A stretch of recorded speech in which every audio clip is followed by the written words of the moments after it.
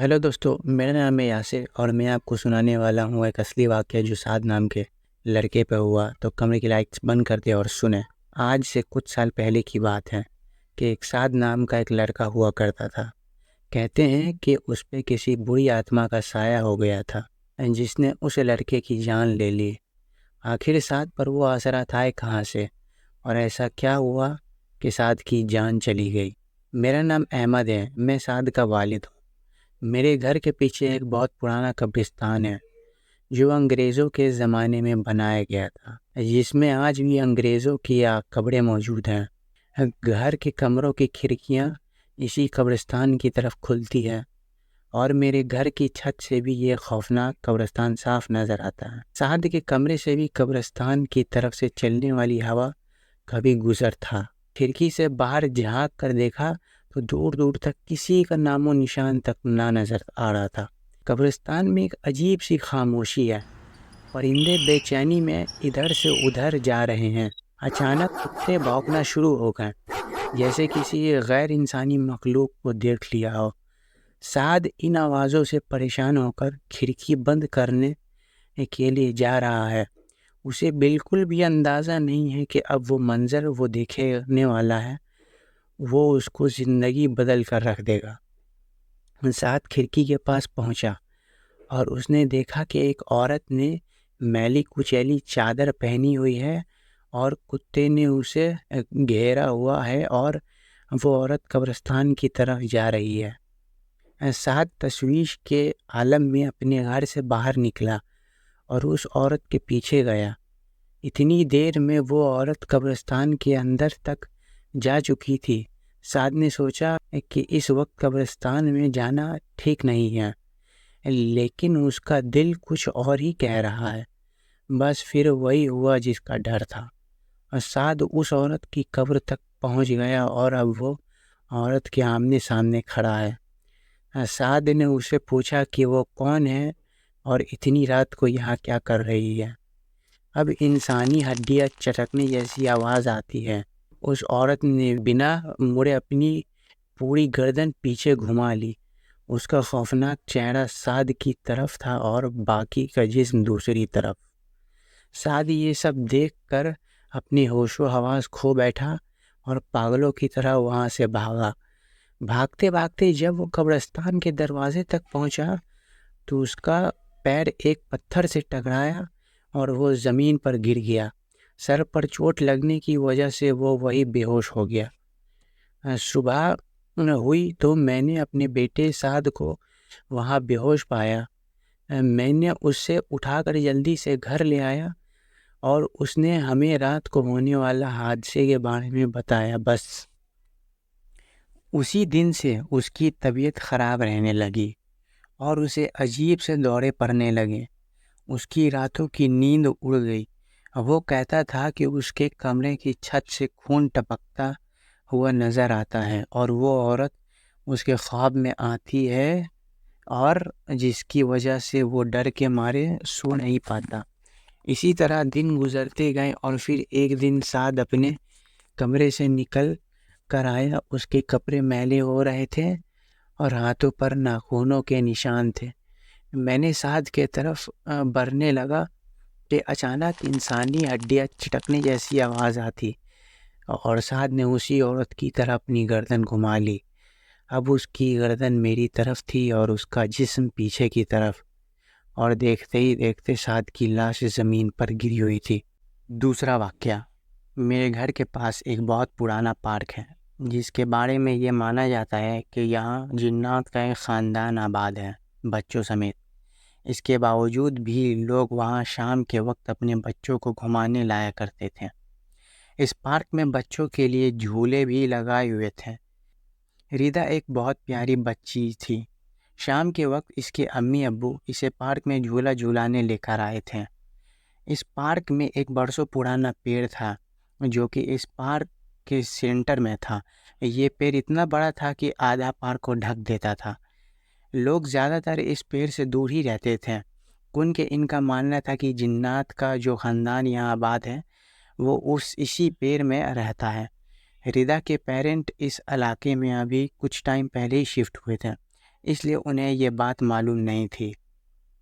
इस दरख्त पर एक झूला भी लटकता हुआ था जो हमेशा खाली रहता था और कोई इसके पास भी नहीं भटकता था। कुन के लोगों के कहना था कि रात 2 बजे के बाद ये झूला अपने आप झूलने लगता है और बच्चों के खेलने की आवाज़ें आती हैं। कुछ लोगों ने तो यहाँ पर ज़ाहिरी तौर पर बच्चों को खेलते हुए भी देखा। एक बार रिदा अपने पेरेंट्स से पार्क में जाने की ज़िद करने लगी। रात के 2 बज रहे थे। इसके पेरेंट्स ने इसे समझाया, लेकिन रिदा अभी छोटी बच्ची थी, इसलिए उसकी ज़िद के आगे इसकी पेरेंट इस पार्क में ले आए। इस वक्त पार्क बिल्कुल खाली था। वहाँ हर तरफ अजीब सी खामोशी थी। इस बच्ची के पेरेंट्स उसी दरख्त वाले झूले की तरफ ले गए और इसे झूले पर बिठा दिया। ये लोग खुद भी थोड़ी ही दूर एक बेंच पर जाकर बैठ गए और आपस में बातें करने लगे। रिदा की अम्मी ने उसकी तरफ देखा तो उन्हें एक बच्ची सफ़ेद कपड़ों में दिखाई दी जो रिदा के पीछे खड़ी हुई थी और उसे झूला दे रही थी। रिदा भी उसे हंस हंस के बातें कर रही थी। उसकी अम्मी ने तशवीश हुई तो वो उठकर झूले की तरफ बढ़ने लगी। उनके ज़हन में बस एक ही ख्याल था कि रात 2 बजे पार्क में कोई भी नहीं है तो ये छोटी बच्ची यहाँ कैसे है। रिदा की अम्मी ने थोड़ा करीब ही पहुँची थी कि वो बच्ची दरख्त के पीछे चली गई और जब वो वहाँ पहुँची तो उन्होंने दरख्त के पीछे देखा तो वो बच्ची गायब हो चुकी थी। रिदा की अम्मी ने उसे फ़ौरन झूले से उतारा और गोद में उठा लिया और डरते हुए वहाँ से तेज़ तेज़ अपने हस्बैंड के पास आ जाने लगी। उनका खौफ से जर्द हुआ चेहरा देखकर उनके हस्बैंड ने वजह पूछी तो उन्होंने सारी बात बताई। वो लोग बहुत परेशान हो गए और फ़ौरन वहाँ से अपने घर आ गए। कुछ दिन बाद रिदा के कमरे से हंसने की और बच्चों की खेलने की आवाज़ आने लगी और रिदा के पेरेंट्स ने कई बार उससे अकेले किसी से बातें करते हुए देखा, लेकिन उन्हें वहाँ कोई नज़र नहीं आता था। रिदा से पूछने पर वो एक ही जवाब देती थी कि ये मेरे नए दोस्त हैं। उसके पेरेंट्स अब बहुत डर गए थे कि उन्होंने एक भूत उतारने वाले बाबा को बुलाया।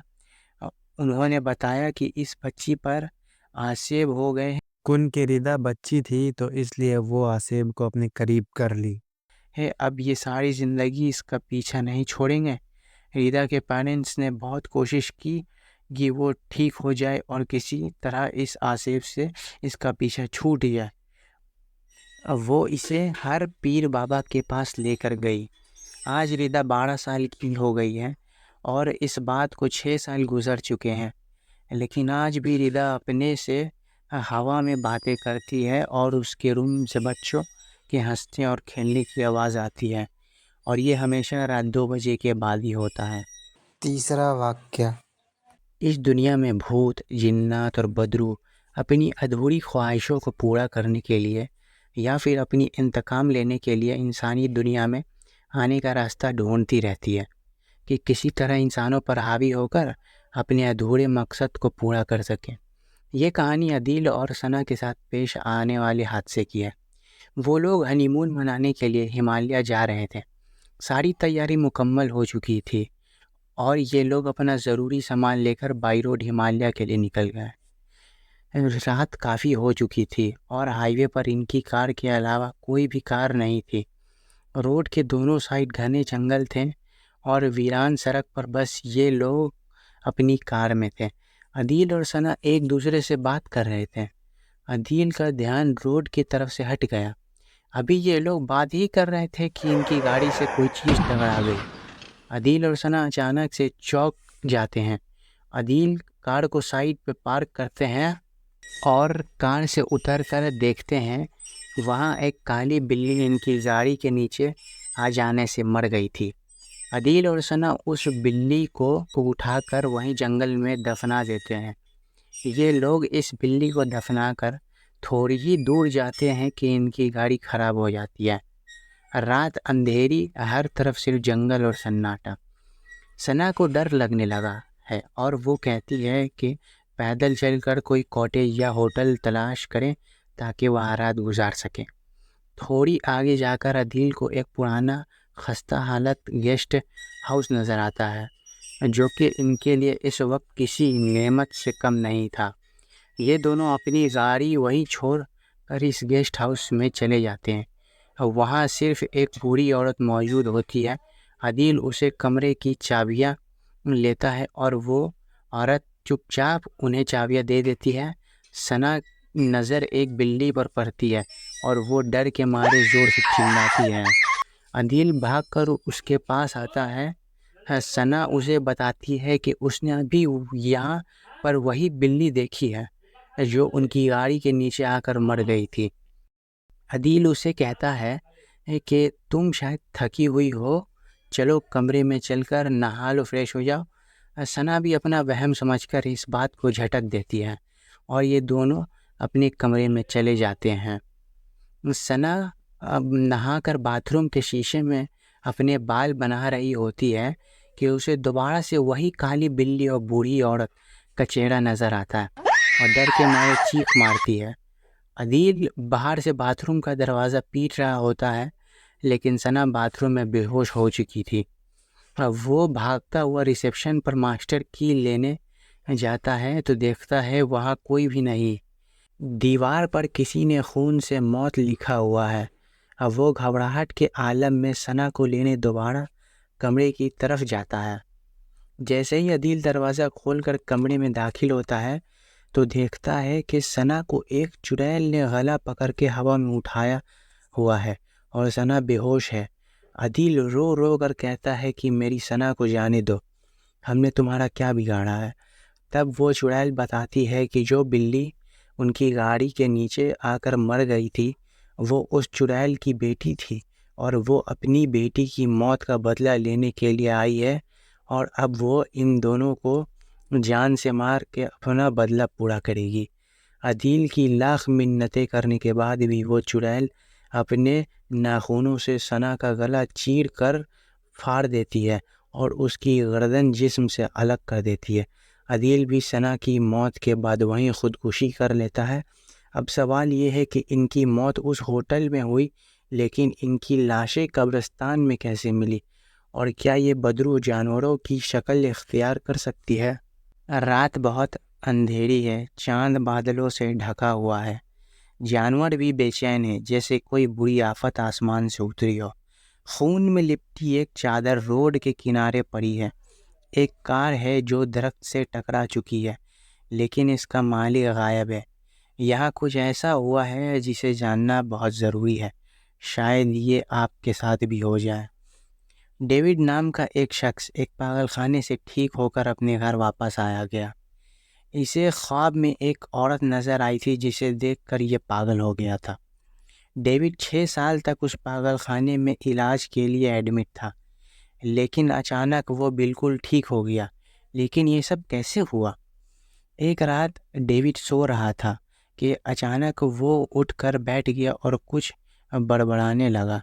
देखते ही देखते उस कमरे के सारे मरीज़ भी वैसे ही कुछ मंत्र पढ़ने लगे और इनकी आवाज़ें पूरे मेंटल हॉस्पिटल में गूंजने लगी। पागलखाने का सारा स्टाफ वहाँ जमा हो गया और सबकी एक ही कोशिश थी कि डेविड को किसी तरह काबू में कर लें, लेकिन किसी बुरी आत्मा के काबू में था। वही आत्मा जो उसे ख्वाब में आई थी और उसे पागलपन की वजह बनी। आखिर ये आत्मा चाहती क्या है? कौन है आत्मा और डेविड में कहाँ से आ गई? खैर, आगे सुनो। जब पागल खाने में डेविड किसी के भी काबू में नहीं आया तो एक क्रिश्चियन नर्स ने चर्च से फादर को बुलाया। जब फादर जेरी वहाँ पहुँचे तो वो समझ गए कि ये कोई आत्मा है और फिर एक लम्हा ऐसा आया कि फादर जेरी ने डेविड की आंखों में देखा और वो खौफ से कांपने लगे। खैर, किसी तरह फादर जेरी ने होली वर्सेस पढ़कर डेविड को काबू कर लिया। अगले दिन डेविड के सब टेस्ट क्लियर आए, जैसे वो बीमारी नहीं था कभी। रात जो कुछ भी हुआ उसके बाद वो वैसे भी पागल खाने वाले उसे वहाँ से निकालने का तरीका ही सोच रहे थे। और इससे अच्छा मौका क्या हो सकता था। लिहाजा उन्होंने फ़ौरन डेविड को डिस्चार्ज कर कर घर भेज दिया। फादर जेरी को जब ये पता लगा तो वो बहुत परेशान हो गए। कुन के सिर्फ वही जानते थे कि ये सिर्फ उस बुरी आत्मा की एक चाल है। डेविड की जान खतरे में थी। फादर अपनी कार पे बैठ कर फ़ौरन डेविड के घर जाने के लिए निकल पड़े। उसका घर काफ़ी दूर था। फादर को वहाँ पहुँचते पहुँचते रात हो चुकी थी। जैसे ही वो घर पहुँचे और अंदर दाखिल हुए, दीवार पर खून की निशान थे और घर का सारा सामान बिखरा हुआ था। शीशे टूटे हुए थे, पर्दे फटे हुए थे। ऐसा महसूस हो रहा था जैसे घर में कोई जंगली जानवर घुस गया हो। फादर को डेविड के एक पड़ोसी जैक ने बताया कि वो अपनी बीवी को कार में जंगल की तरफ से लेकर गया है। फादर ने जैक को उस बुरी आत्मा के बारे में बताया और कहा कि डेविड और उसकी बीवी की जान खतरे में है और हमें इन्हें बचाना होगा। अब जेरी और जैक दोनों जंगल में डेविड के पीछे निकल गए। थोड़ी ही दूर पहुँचे कि उन्होंने एक कार नज़र आई जो दरख्त से टकरा गई थी। उसी गाड़ी में कोई मौजूद नहीं था। फादर को एक खून में लिपटी हुई चादर मिली। जैक ने देखा डेविड अपनी बीवी को बालों से घसीटता हुआ एक दरख्त की तरफ ले जा रहा है। जैक ने फादर जेरी को फ़ौरन बुलाया और वो उसे बचाने के लिए उसके पीछे भागे। वो आत्मा जो डेविड में थी अब वो पूरी तरह उस पर हावी हो चुकी थी। फादर और जैक को वहाँ देखकर तैश में आ गई और उसने अपनी काली शक्तियों से उन पर चिमगादड़ों से हमला कर दिया। ये लोग बुरी तरह जख्मी हो गए और बेहोश होकर ज़मीन पर गिर गए। कुछ ही देर बाद जब फादर की आँख खुली, उन्होंने देखा वो आत्मा उस लड़की की बलि चढ़ा रही है। फादर को अब पूरी बात समझ आ गई थी कि ये बुरी आत्मा इस दुनिया में आने के लिए शैतान को इंसानी रूह देना चाहती है। फादर ने चुपचाप अपनी जीभ से होली वाटर निकाला और पीछे से इस पर हमला कर दिया। ये सारा पानी उन्होंने डेविड के मुंह में डाल दिया। अब वो ज़ोर ज़ोर से चिल्लाने लगी और फादर होली वर्सेस पढ़ने लगे। आखिरकार बेहद मुशक्क़त और मेहनत के बाद फादर ने डेविड को उस बुरी आत्मा से आज़ाद कर दिया। अब सब कुछ ठीक था। फादर जेरी, उनका पड़ोसी जैक और डेविड अपनी बीवी के साथ वापस घर आए। फादर जेरी ने जब डेविड को बताया कि उन्होंने ये मंज़र उसकी आंखों में देखा था और वो इस बात की हकीकत जानना चाहते हैं कि वो पागल कैसे हुआ था और इसके पीछे वजह क्या है, तब डेविड ने उन्हें सच्चाई बताई कि आज से 6 साल पहले वो उसी सड़क से गुज़र रहा था और उसकी गाड़ी से एक औरत की मौत हो गई थी, जिसकी लाश को उसने वही जंगल में दफना दी थी और ये आत्मा अपनी मौत का बदला लेने आई थी। तो यहाँ पे कहानी ख़त्म होती है। तो आप सभी का शुक्रिया। Thanks for watching. Please like and subscribe and follow our channel.